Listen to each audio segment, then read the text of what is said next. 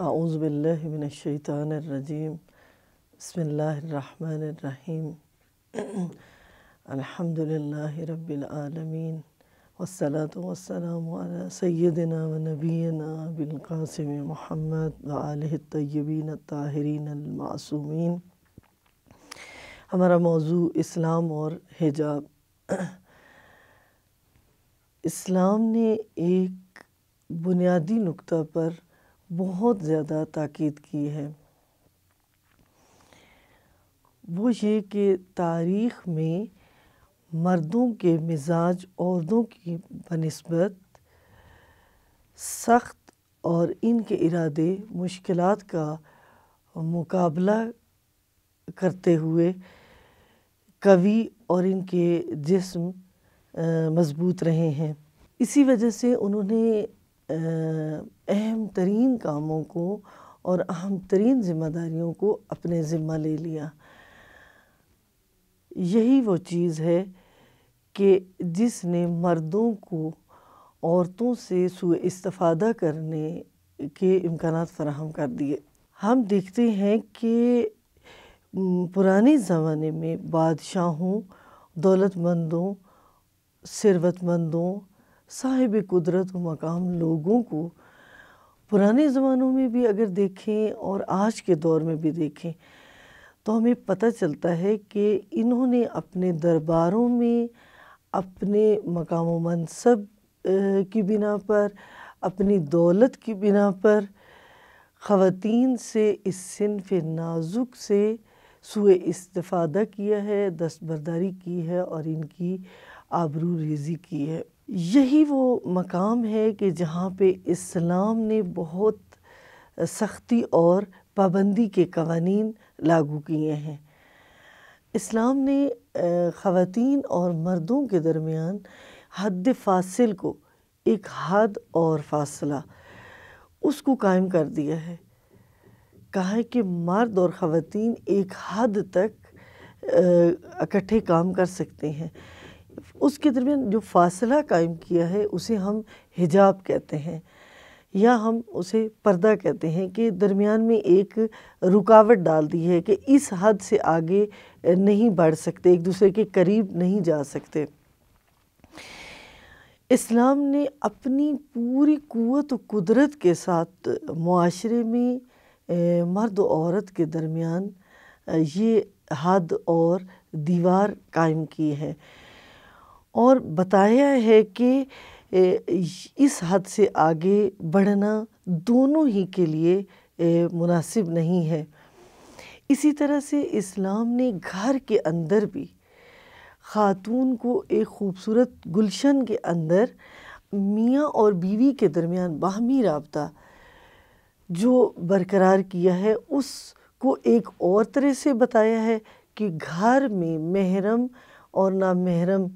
جو بھی ہوگا، خاتون اور مرد اگر میاں بیوی ہوں گے، اگر باپ بیٹی ہوں گے، اگر بہن بھائی ہوں گے، محرم ہوں گے، تو ان کا گھر میں رابطہ کیسا ہوگا، اس کو ایک اور طرح سے بیان کیا ہے۔ لیکن اسی کے برعکس اگر معاشرے میں یہ خاتون نکلی ہے اور نامحرم کے ساتھ اس نے رابطہ رکھنا ہے، اپنا نامحرم کے ساتھ اسے کام کرنا پڑے گا، تو پھر اسلام نے یہاں پہ اور طرح کے قوانین وضع کیے ہیں۔ اگر معاشرے کے درمیان ہم دیکھتے ہیں کہ یہی خاتون جب معاشرے میں جاتی ہے، یہی مرد جب معاشرے میں جاتے ہیں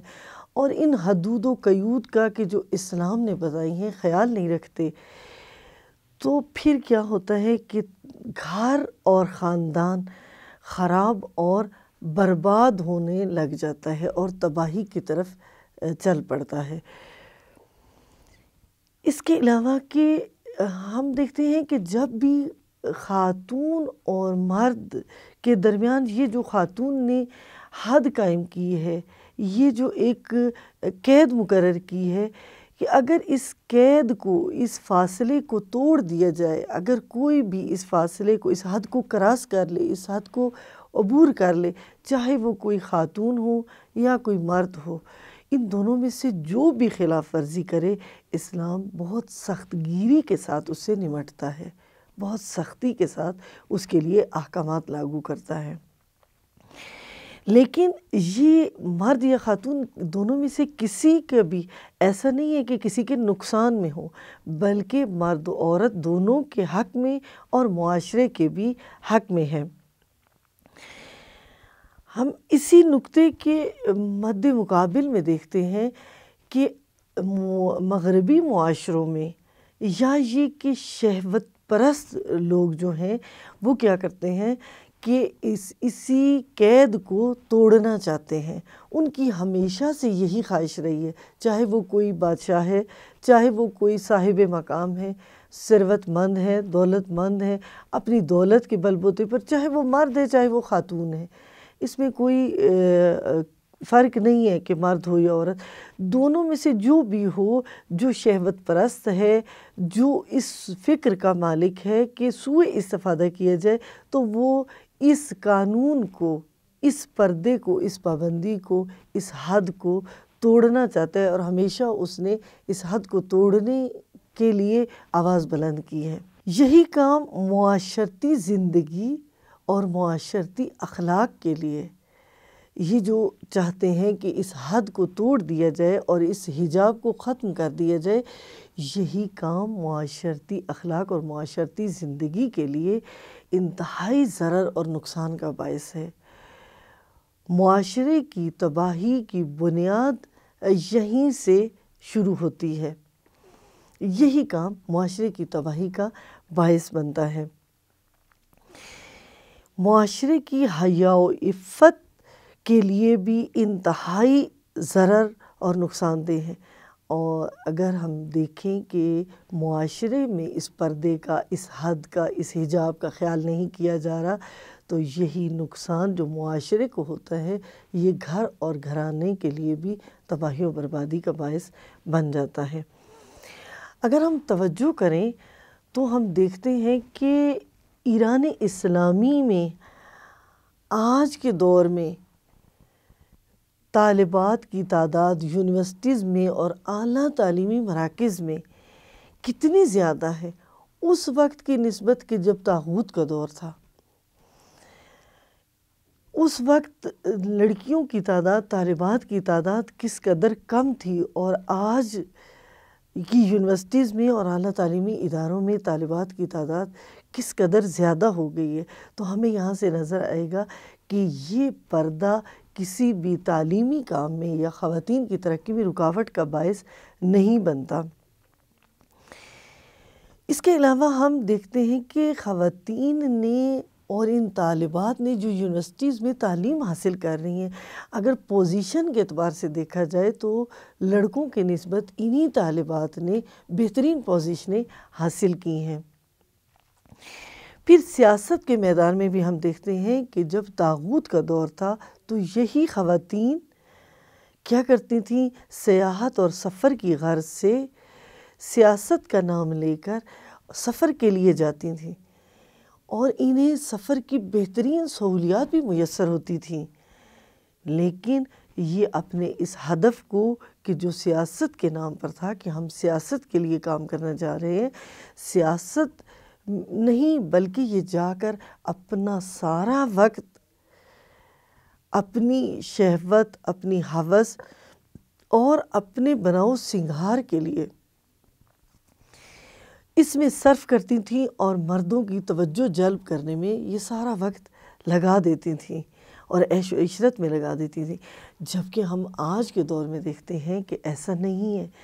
بلکہ آج کے دور میں اسلامی خواتین، ایرانی اسلامی کی اگر ہم مثال لیں تو اس میں ہمیں نظر آتا ہے کہ یہی خواتین کہ جو سیاست میں ہیں، جو انٹرنیشنل مراکز میں جا کے خواتین کی نمائندگی کرتی ہیں، ایک اسلامی حکومت کی نمائندگی کرتی ہیں، تو ہم دیکھتے ہیں کہ یہ خواتین کس طرح سے خوبصورت انداز میں جا کے علمی مراکز میں بھی اور انٹرنیشنل لیول پہ بھی اس انداز سے کام کرتی ہیں، اس انداز سے خواتین کے حقوق کا دفاع کرتی ہیں، اور اپنی قوم اور اپنی حکومت کے حقوق کا دفاع اور اس کے موقف کا دفاع کرتی ہیں۔ یہ چیز واقعاً اسلام کے لیے اور خواتین کے لیے فخر کا باعث ہے۔ ہماری خواتین اسلامی خواتین اسلام کی جب نمائندگی کرتی ہیں تو حجاب کی پوری رعایت کرتی ہیں۔ ہم دیکھتے ہیں کہ جب بھی یہ کہیں بھی جاتی ہیں، اپنے ملک میں یا بین الاقوامی سطح پہ، انٹرنیشنل لیول پہ کسی کانفرنسز میں شرکت کرتی ہیں، کسی یونیورسٹیز میں جاتی ہیں، کہیں بھی جاتی ہیں، تو یہ خواتین حجاب میں جاتی ہیں اور اپنے موقف کو بہت خوبصورت انداز میں اور بڑے باروب انداز میں بیان کرتی ہیں۔ یہی چیز اسلام کے لیے بھی اور خواتین کے لیے بھی ترقی اور افتخار کا باعث ہے۔ پروردگار عالم سے ہماری یہی دعا ہے کہ وہ ہمیں اسلام کے ان اصولوں کی حکمتوں کو سمجھنے کی توفیق عطا فرمائے۔ صلی اللہ علی محمد و آلہ الطیبین الطاہرین۔